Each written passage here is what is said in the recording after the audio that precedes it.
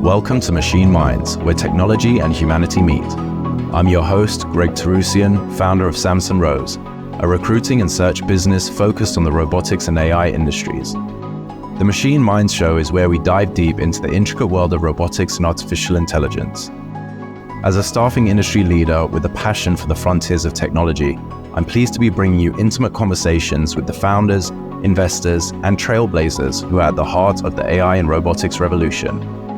In each episode, we dig into their journeys, the applications of the products they're working on, and the breakthroughs that are shaping our future. Join us as we explore how these machine minds are transforming the way we live, work, and understand our world. Whether you're an entrepreneur, a tech enthusiast, or just curious about this amazing field, you'll learn something new with each episode. Let's delve into the extraordinary. Let's delve into Machine Minds. Hello and welcome to Machine Minds. I'm your host, Greg Terrusian, founder of Samson Rose, your robotics talent search partner. And on today's episode, we are joined by Jeff Linnell, founder and CEO of Formant. Thanks for being here today, Jeff. Thank you. Pleasure. Let's jump into it. So I always start with our guests sharing a bit about their background. So can you tell us a bit more about your earlier interests and what initially drew you to the wonderful world of robotics and technology? Sure. Yeah, it's been a journey for sure. So I've done a whole bunch of different things in my career.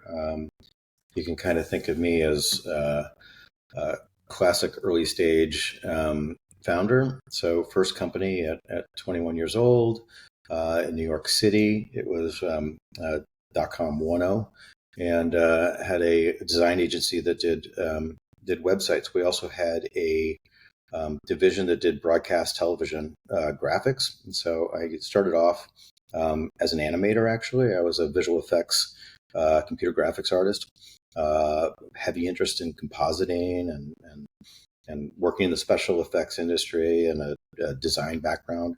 I actually, one of the probably few robotic company founders that has a fine art degree. I studied art, and so I really should not be having this interview with you. I don't feel qualified.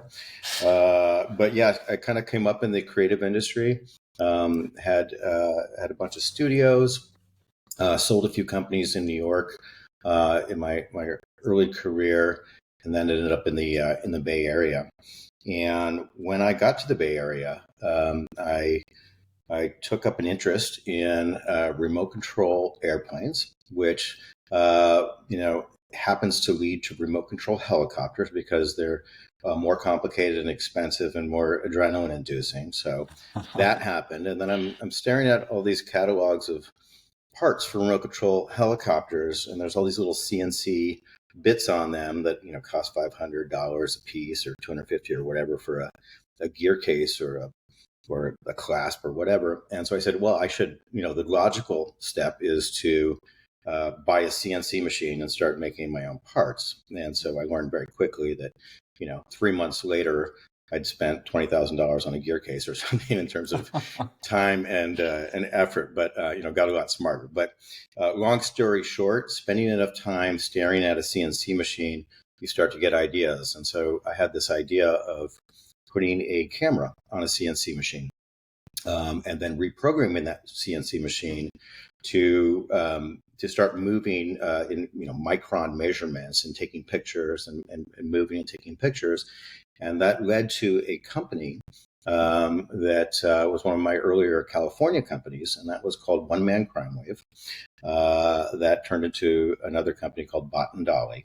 And we became known for robotic cinematography at the end of the day. So it started off with a small camera on a CNC lathe, and then it escalated to me buying welding robots from Detroit in 2008 and putting large cinema cameras on them. And so it was kind of this really roundabout journey. I actually think it relates to what I'm doing now, but that was my start in robotics. Some folks at Wired Magazine figured out what we were doing with cameras. We had shot some stuff for Louis Vuitton featuring Buzz Aldrin and Sally Ride up on a mountaintop. and we used these robotic cameras to film them. Then there was an article in Wired magazine, and then some folks at Warner Brothers wanted an airplane, and they read this article in Wired magazine, and this coincided with them trying to shoot a George Clooney movie with Sandra Bullock called Gravity. And then one thing leads to another, and we ended up shooting the Academy Award winning, got the Technical Achievement Award, Gravity. And so that was filmed. About half of that movie was shot with welding robots from Detroit, and with our software on top of them to do all the motion planning. And so that was, at this point, 15 years ago or so, but that was kind of the journey to robotics. Started as an animator, ended up managing software teams that were building software to get things done with robots. And so, if I look forward to what we're doing now at my current company, Formant, we're essentially building interfaces to allow non-experts to deal with complicated systems. And so, back then it was allowing a director of cinematography to make decisions quickly on a film set where you're burning a lot of money. And now it's allowing somebody that needs to get something done, how much friction can I remove from that? So my whole career, I've been interested in software and interfaces, and I am used to, really well-developed professional interfaces, and I expect that. And so I built teams that can build interfaces to get things done with complicated systems. So that's kind of how we got here. And there's awesome. A whole lot's happened along the way, and a bunch of companies have been started and so on. Sounds like it. Yeah. Thank you for that. Serial entrepreneur starting out in the graphics space. That's, animation graphics into this. I did not see that coming. So pretty unique. You've also held significant roles at companies like Google and X. How did those experiences shape your views on robotics and the applications? Because I'm sure you saw a lot of things that you probably wouldn't want to be using. Yeah, no, it was a great experience and very foundational in terms of what I'm doing now. And so, the last company that I spoke about, Bot and Dolly, that was acquired by Google, and I ended up, having a running product in the robotics group there, as well as design and some other strategy considerations. But the cool thing about that was Boston Dynamics was actually purchased the same week that my company was. So got to see their whole growth, kind of going from DARPA projects all the way through to the advancement of their humanoids and the productization of their Spot robot. That was all, those were our peers. But Google also at that time purchased everything that was interesting in robotics. And so they went out and looked for the best team that was doing legs, the best team that was doing processing, the best team that was doing perception or manipulation, and kind of put everything together into the robotics group and in an effort to really have some impact in robotics. There were certainly challenges with that strategy. You had a lot of acquisitions and a lot of different interests, and finding consensus was difficult. I'll say that. But the upside of it was everything that could have been contemplated as a potential value driver in robotics or application of robotics was contemplated. And a couple things came out of that experience for me. So one was that the hardware was incredible. You had Boston Dynamics making, parkour robots, but the software was in the Stone Ages, and everybody was building every piece of it all the time. There was ROS, but there wasn't really anything else out there. So there was an opportunity in software. The other insight that I gleaned from that, and one of the things that is very kind of, foundational to me in terms of the way I think about robotics, I like the really boring stuff. I enjoy cool robots as much as the next person, but if it's doing a job that there's a big market demand for and it's highly achievable, I love it. And so there were opportunities that I saw in things like truck unloading, and there was programs around that, and it became apparent that this application is working like 98%. And there was an insight. It was actually one of the other CEOs there or one of the other acquired executives that brought this to my attention. It's like, what if we can pick up the slack with a human? And that was an idea that stuck with me.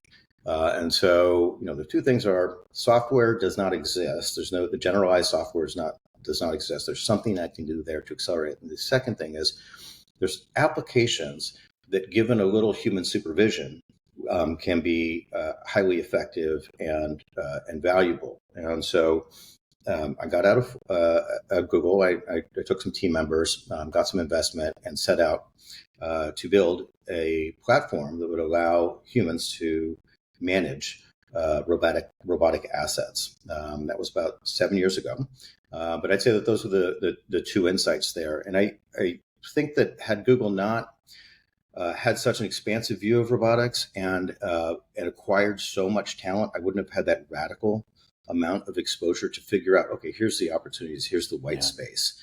So I think that really drove some of the inspiration for this company. That's an interesting perspective, because it's probably rare, unless it's an incubator, accelerator kind of program where you're all in a similar place, working collaboratively, or at least, maybe you have similar mentors and things like that, that you would get that insight, instead of having so many companies brought together, and probably the level of talent, because, Google also, they're known a lot for like acqui-hires and things like that. They're bringing people in that they know are great. So you have this crash course into what's out there, what can be done, and what everyone's thinking. So that's really cool. Yeah, no, it feels, to me, it feels a little bit like a hack. I feel like in my career, I've somehow ended up in situations where, in my career prior to Google, it was very much, I happened to have a unique technology with a camera and robotic system that Warner Brothers wanted. And so the first film I ever shot was a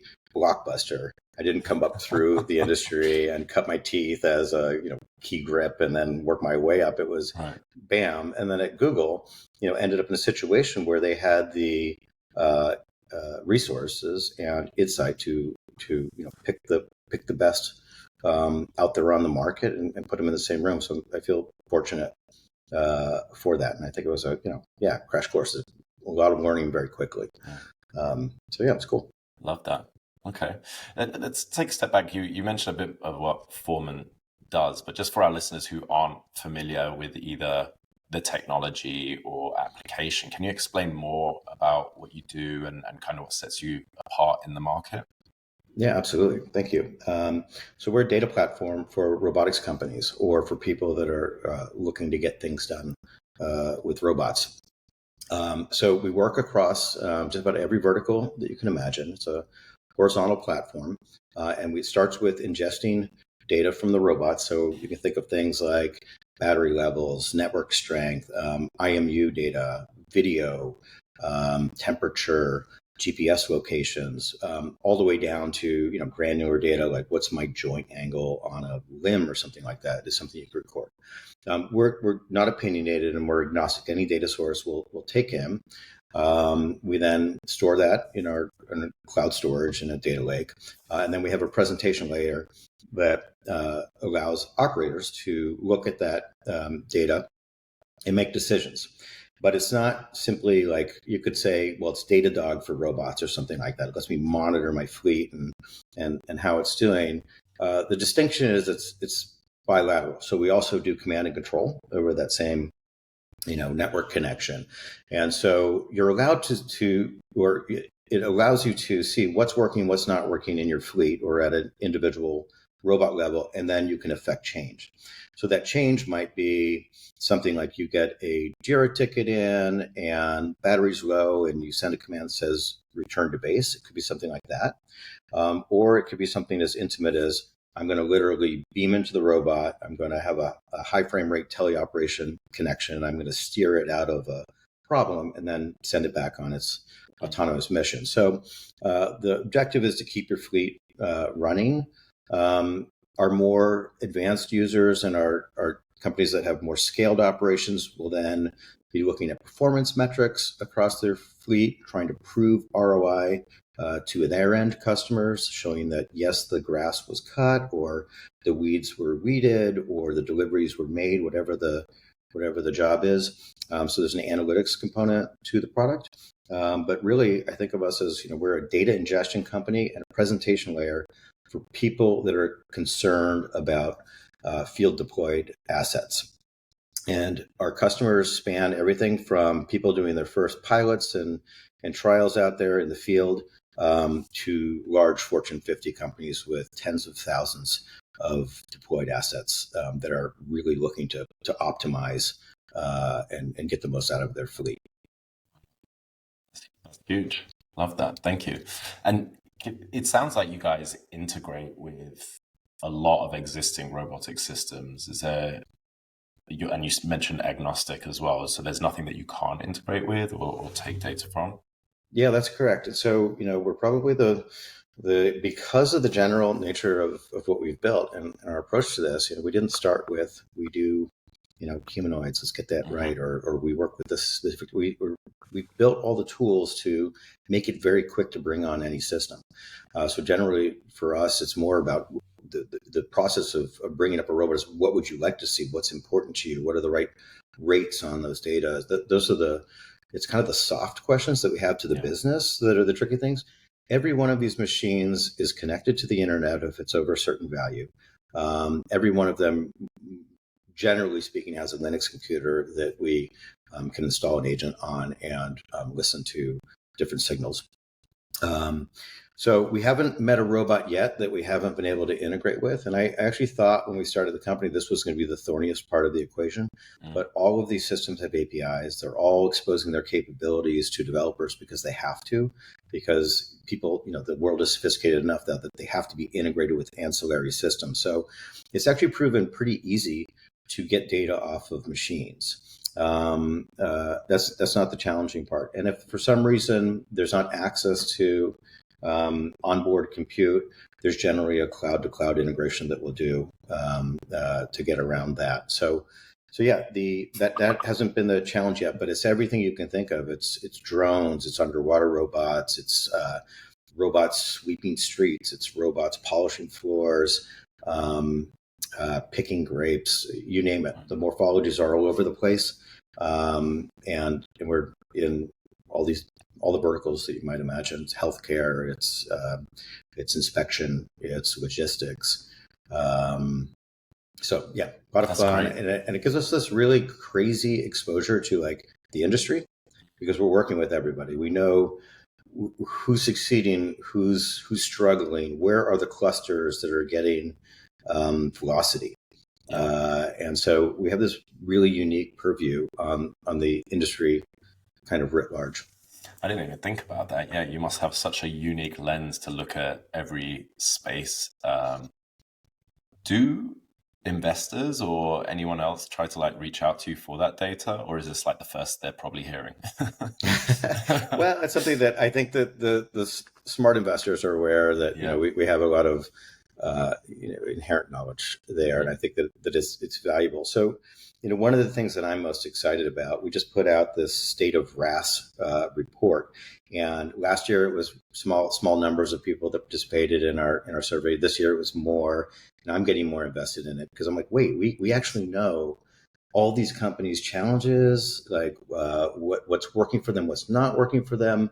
How do they think about teleoperation? What is a reasonable mean time to issue resolution? And so we're starting to build up this data set of here's how the industry is working. Here's best practices. And I think that that's hugely interesting to folks like analysts and also other CEOs of robotics companies that want to say, hey, am I doing this the way that my competitors are? Or am I doing this the way that the industry is? Or can I borrow from what these folks are doing in ag? Do they think about the same way I am? So I'm super excited. And that's available. If it's not available now, it's available in like a week or so on our website anyways. But that's, I think, super cool. So yes, to investors, but also to the industry.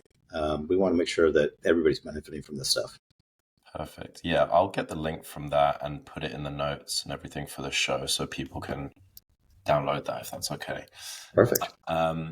Okay, perfect. Thank you for that. And I'm assuming as well, because you're industry agnostic, customer agnostic, it sounds like as well, you must get, and it sounds like you work very closely with these customers as well. You must get so much feedback and you work you mentioned like setting up the APIs to integrate, etc. Is there any particular types of feedback that you really look for from your customers to help you improve your product, or is there anything that's really influenced the way that you develop your products? It's constant. It's constant. It's we did not build a product in a vacuum. We built it in partnership with a bunch of startups when we started. We started this 7 years ago. The industry was relatively mature, and we built this alongside of our customers. So that's the most valuable feedback. We are constantly getting feature requests from folks, and if we get a signal from 3 people that they need a certain type of video configuration or something, then we'll go build it. So one of the things that has been the largest investment for us in the last few years is a customer success team that is a combination of account people that can listen to customers, ask the right questions, and then application engineers that can either create modifications to what we've got and one-off visualizations that somebody might need, or when there's a strong enough signal, we'll go back to the product team and it'll inform our roadmap. So I think we've got a pretty good tight circuit on that. And what we find is that with the OEMs and people making robots and maybe the small to medium-sized businesses, maybe they've got 200, 300 robots or even less. A lot of things come down to very specific feature requests. When you go up market and you start talking to enterprise, it's really heavily skewed towards data integrity, security, compliance, role-based access control, these sort of enterprise features.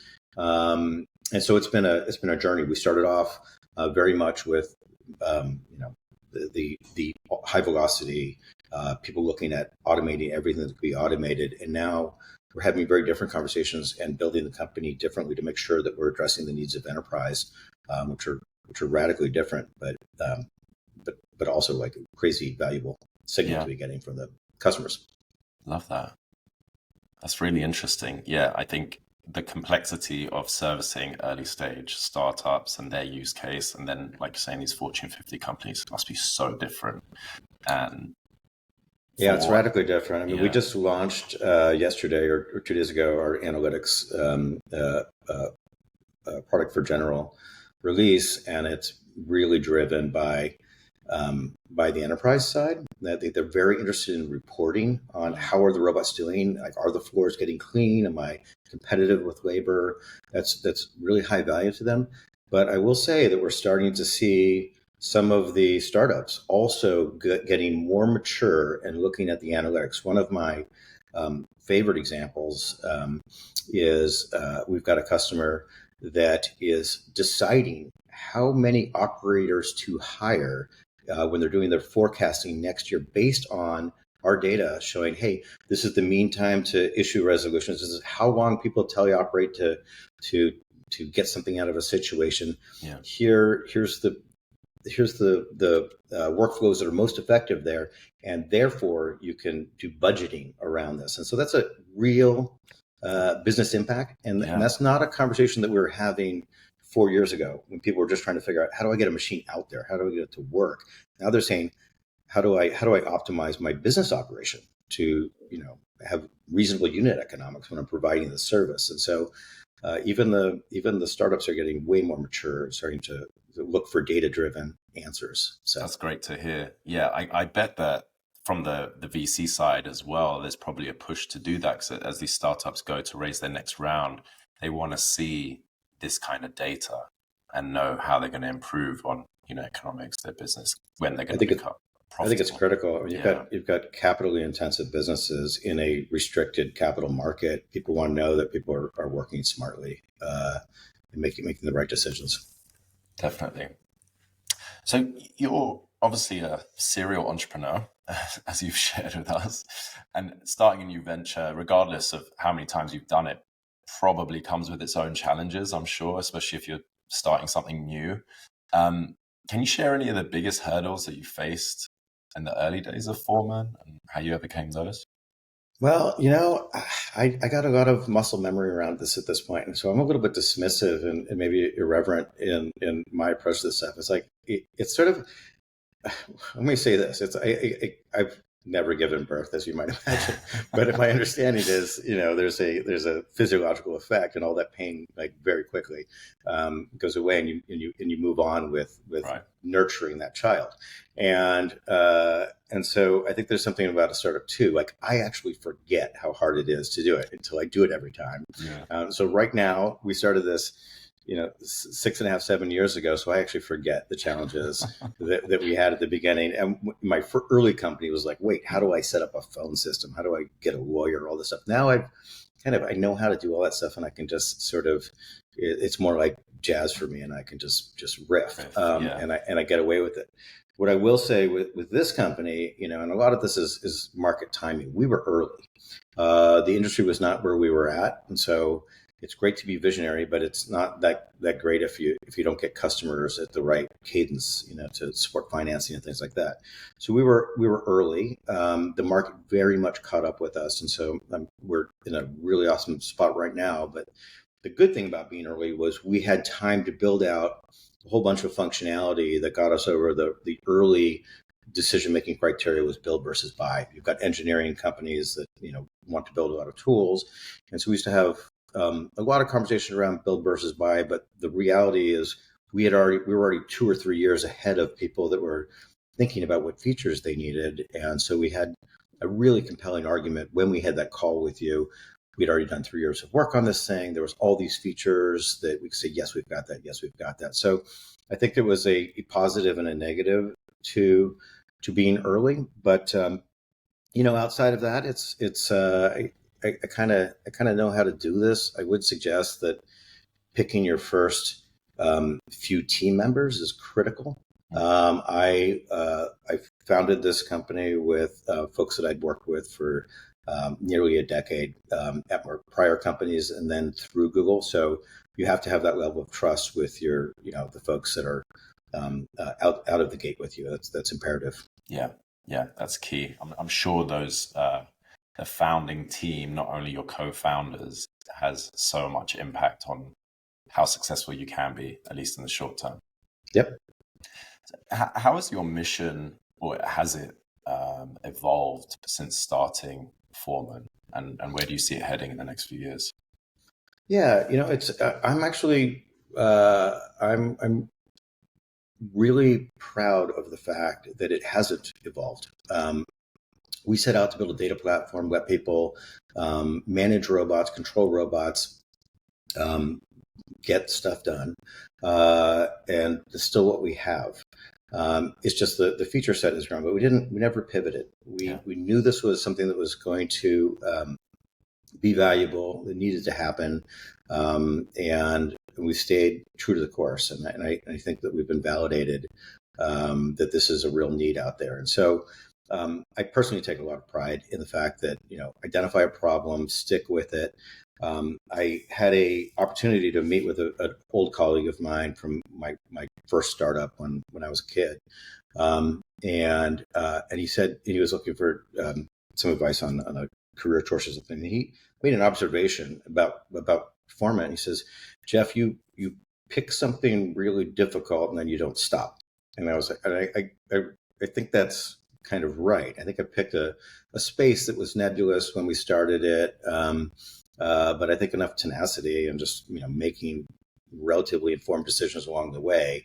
It's as much about tenacity as it is, I don't know, like being brilliant about the choice of industry you go into or something. So I'm not sure if that answers the question, but that's just kind of the way I do things. Yeah.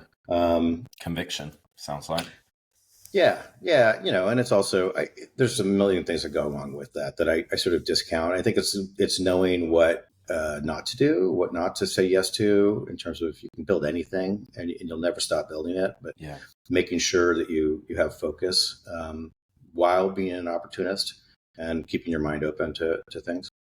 Yeah. I was going to say, I'm sure it's tough to toe that line of the focus and what's right for the business, as well as still being innovative and looking at the bigger picture, knowing what to go after now, as opposed to, hey, maybe that's a later project or when we grow a bit.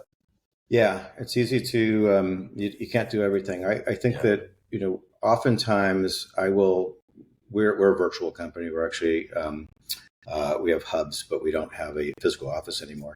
But when we had a physical office, I would go out to the parking lot and talk to my CTO or whatever, say, hey, what are we best at? What are we actually good at? Because we can't be good at everything. Like if you tell me about our company, like what are we the best in the world at? And really trying to drive that answer. More often than not, it's a mix of a bunch of stuff, and I don't like that, but I accept it. But I want to be able to stand behind something. And I think it's important to kind of ask those questions of yourself all the time. Yeah, because those are the people that win.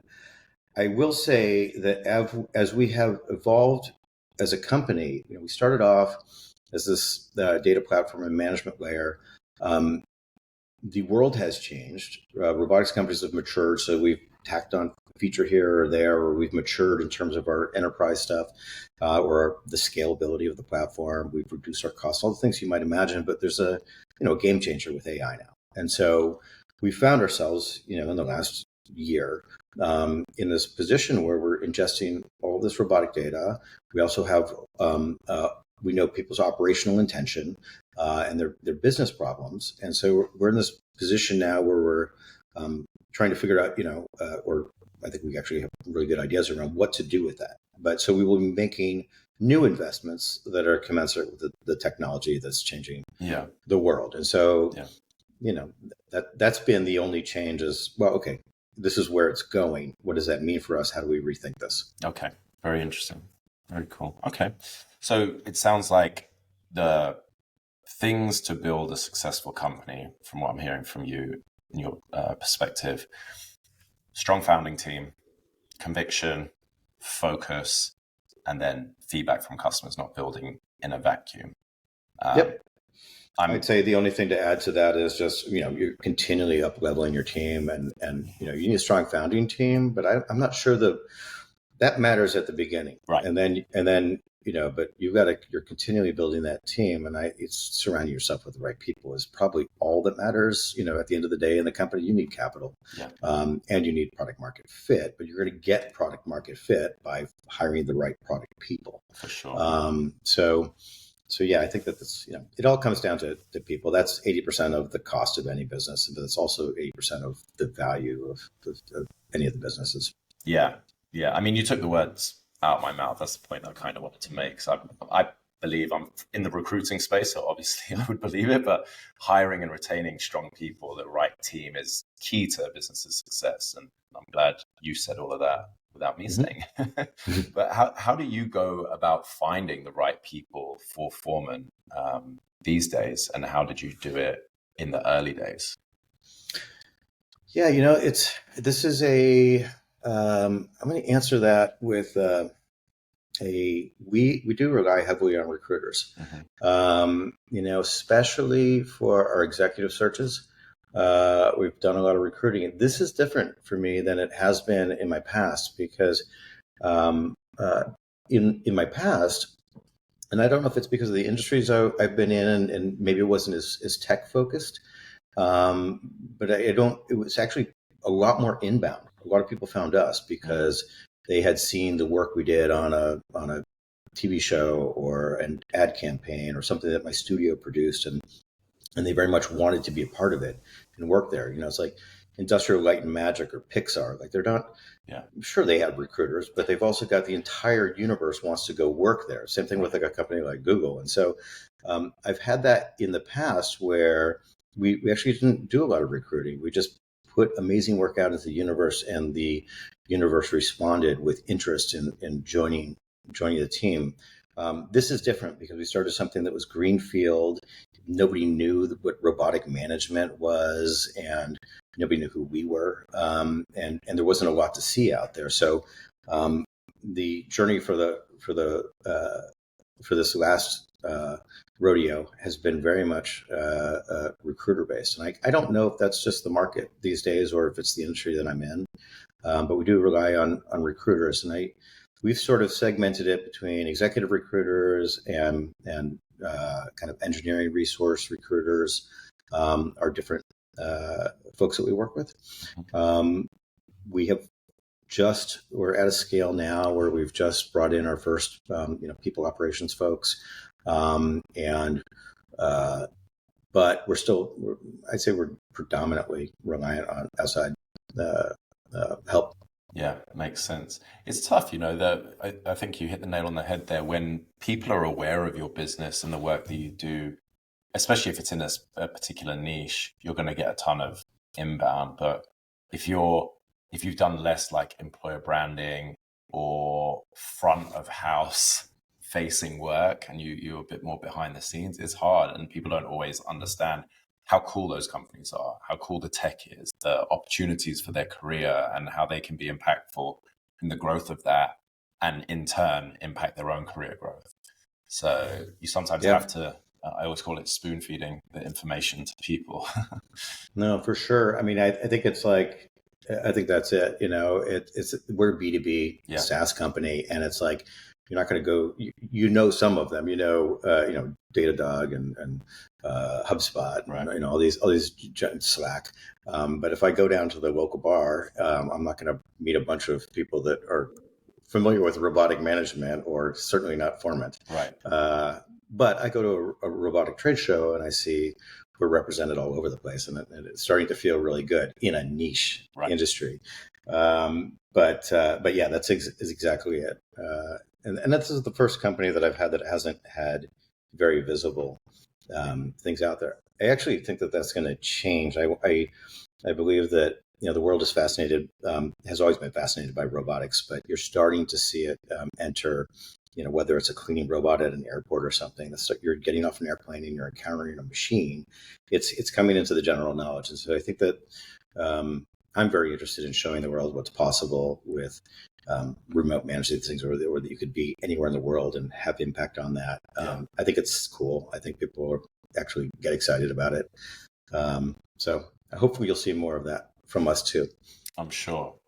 As the awareness and interest grows, and then also the investment dollars flow in, and more people are aware, there's going to be the awareness to all the enabling technologies and the ecosystem technologies and companies and everything supporting it, I think. And people look for careers in, I want to be in robotics, but hey, I don't know how to build a robot, or what else can you do? Are you in sales? There's these elements. Are you in marketing and business development? There's so many other opportunities there. Or you've been a great commercial leader. Yeah, absolutely. I think I love it. Like, we're talking about enabling technologies. That's a sense of the maturation of an industry. Right. Like, it's just starting, but that's exactly right. It's what we do. And I think that there's one of the things that I'd suggest, or that is maybe for it's self-serving, but I think there's some validity to this.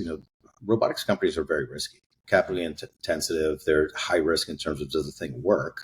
High risk in terms of getting to unit economics that are reasonable versus labor. So, companies like us and other maybe horizontal enabling technologies, you're not making a bet on somebody winning a market. You're making a bet on that. For us, it's like, we exist as long as robotics exists. Like, everybody would have to go under for us to not provide value. Yeah. And so it's more of a mutual fund approach or whatever, as opposed to picking, stocks. And so I think that, we're pickaxe and shovels. And it's like, we're kind of the sanest bet in robotics, but I would say also, from an investment standpoint, but also from a place to work. Mm-hmm. We're providing value to a lot of different people, and we're not picking winners. We're kind of working with everybody. Yeah. So I don't know. I like that. That's great. Yeah. Before we move on, I'm curious, what sort of qualities do you look for in team members?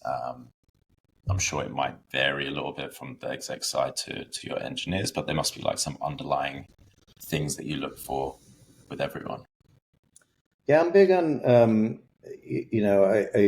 I'm a big soft skills person, and for me, and maybe I shouldn't say this on a podcast because then everybody's going to know how to play me. But for me, it's kind of cultural fit at this point. Do I believe that you understand the domain, and are you able to chat with me about the challenges and from your perspective, and maybe a strategy to overcome them. So for me, it's like, can you think on your feet? Do you have an opinion?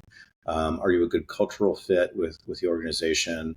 But that's not the same for all of our hiring managers. Some people have very explicit criteria that they drive against. That's just not um, uh, that's not my personal perspective. I will say that I have a philosophy that I've always had fantastic teams in terms of uh, a high amount of uh, care for fellow team members, and my teams stick together as a result of that. And I don't think it's because I'm particularly good at picking people. I think it's because I pick a few people that gel and set a tone, and it inherently, we get more folks that are similar. And so it's very much like, Field of Dreams or whatever, to date myself. But it's like, if you build it, they will come. And if you put enough like smart, caring people in a room, they attract more smart, caring people.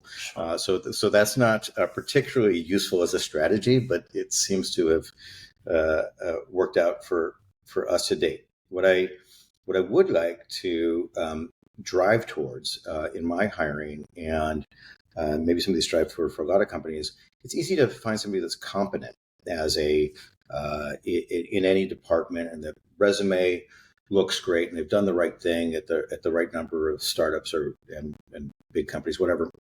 I want to find people that bring ideas to the table and are not looking for top-down direction. You can drive your company by setting KPIs and OKRs and have a strict adherence to it. But I'd prefer that my department heads are surprising me, coming up with ideas, being more entrepreneurial, asking for things that are maybe a little bit outside of the box, and I have to say no, or say, okay, I got that, let's try it this way. But I don't want people that are looking for top-down direction. I want people that are managing up, but more important than managing up is, creating value themselves and bringing ideas to the table. I think that's hugely valuable, and not everybody does that.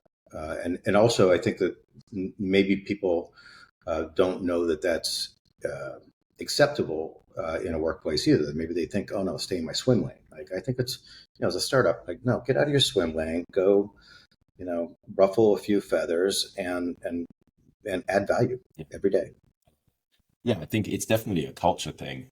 On the first point that you made about hiring really good people that are caring about each other and the team and the betterment of the company, it's self-fulfilling, right? Because you're going to interview people that either are going to be really attracted to that or repelled, or vice versa. You'll be able to, as a team, see that person's not going to be fitting into that value, those values as a company, or that way of working.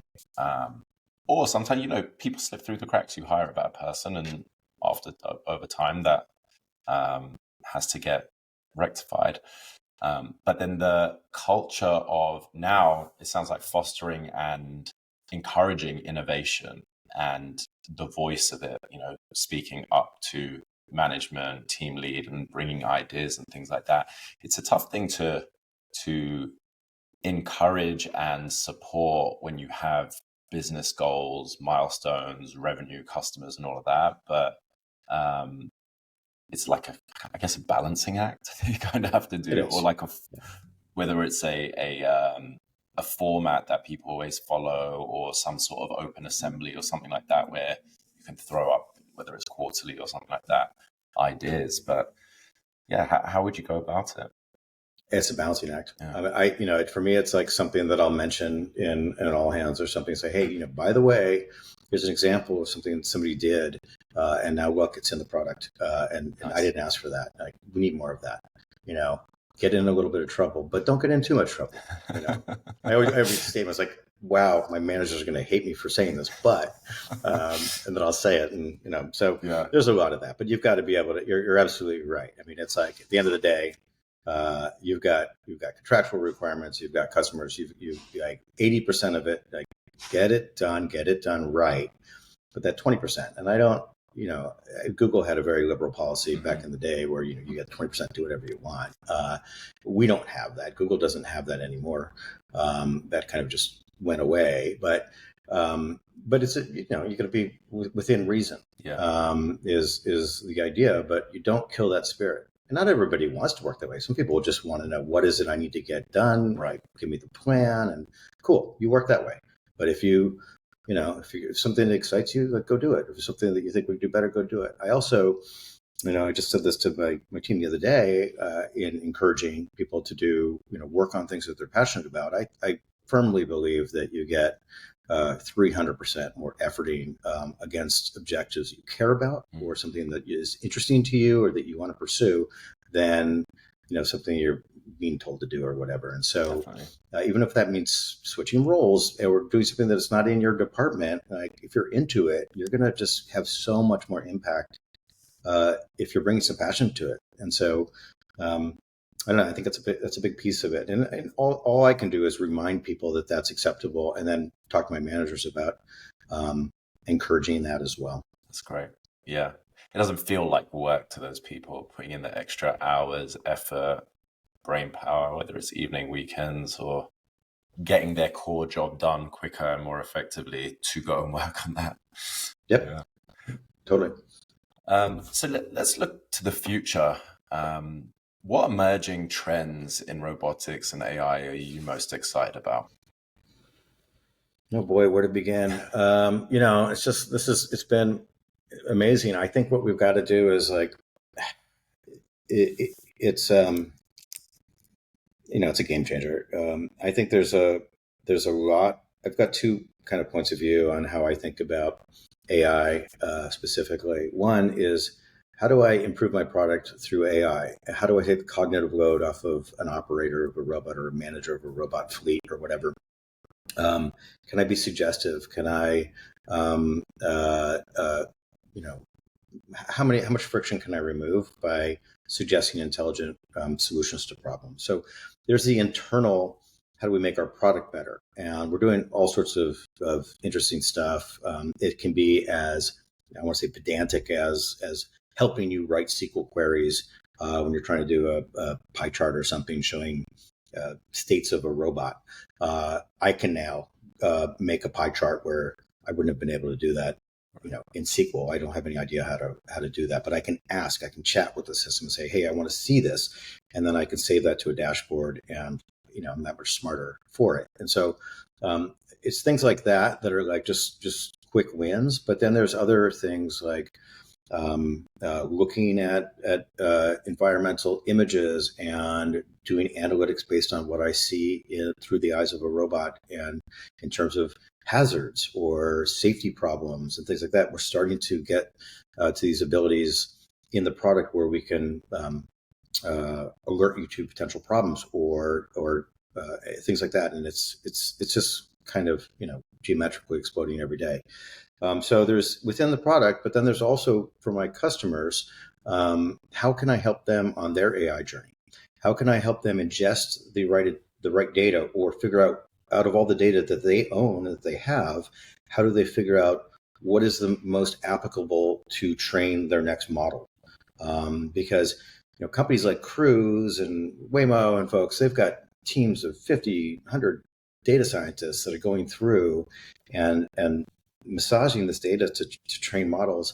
Robotic startups don't have that capability. Even enterprises that maybe have a group working with robotics don't have that kind of funding, scale, or expertise. Can I build tooling that helps them on their AI journey? So we're very interested in that. How do I make the data more useful to people that are leveraging AI and data right now for robotics? This is, I don't think there could be like a hotter sector right now than the convergence of robotic data and AI to get things done. And so I want to be a big part of that story, and both improve our product and our tool, but also help our customers leverage their data.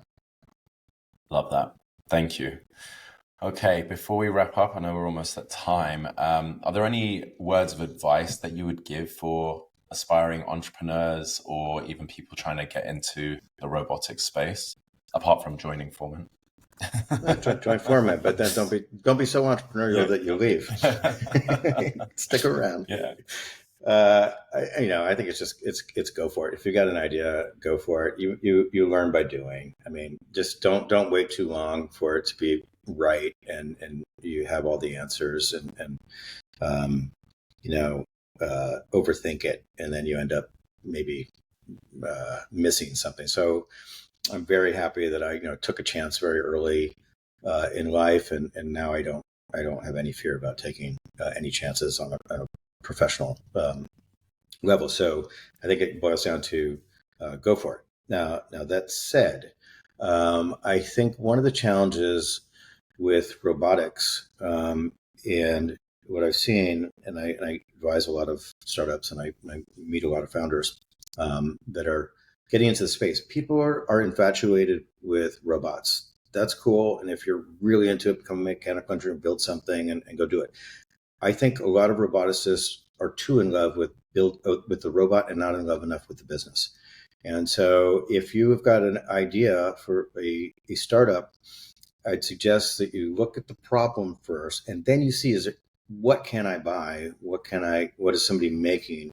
Because it's a race to the bottom in hardware, and a lot of things are coming from overseas now, and they're at crazy competitive prices.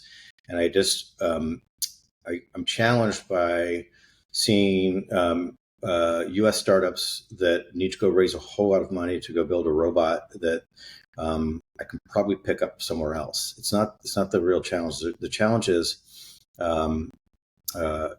do you know the business you're going into, and is there anything that you can deploy against it that's already out there? And so just asking yourself that, I think, is important, specifically in this space, because it's such a slog to build a system, to have it actually work, and then to get to market. You're talking years. And so, I want as many people to go on that journey as possible, because we want to help them and empower their back ends and their systems. But I think it's really challenging. So ask yourself, can I buy this instead of build it? And then I've also seen a lot of robotics companies that build hardware that then start to make an argument that they're actually software plays, and they're adding all these services around it. And so I very much know the multiples in the software is going to be higher, and that's one of these motivators. It's also that hardware is hard, so they kind of try to transform themselves. I really like it the other way around, where somebody says, I'm a software company, I'm going to go build a software product, and then I'm going to add the minimal amount of hardware that I need to make it work, or something like that. So I think it's smart in robotics to figure out, how do I add value right out of the gate on the software or the data side or the services side, because there's a lot of value to be captured there. Whereas the hardware side is just really difficult, time consuming, and highly risky. So I guess that's my opinion on it. Okay, before we wrap, where can people find you and follow you, your progress, Formant, and any new things coming out from you guys? Yeah, Formant.io is the place. Get in touch with us. We'd love to help out with anything going on there. And that's the primary spot. Other than that, we're at all the trade shows that we should be at. But we are very open company, and love to talk to anybody that thinks that we could be of service. Perfect. Well, thanks again for being here, Jeff, and sharing all of your insight and your story and about what you guys are doing. I know that a lot of people are going to get value from it. And I look forward to following everything that you guys do. Thank you. Love your podcast. You've got all sorts of interesting folks on, lots of our customers and people we care about. I appreciate it. So keep it up. Thanks, Jeff. It means a lot. All right.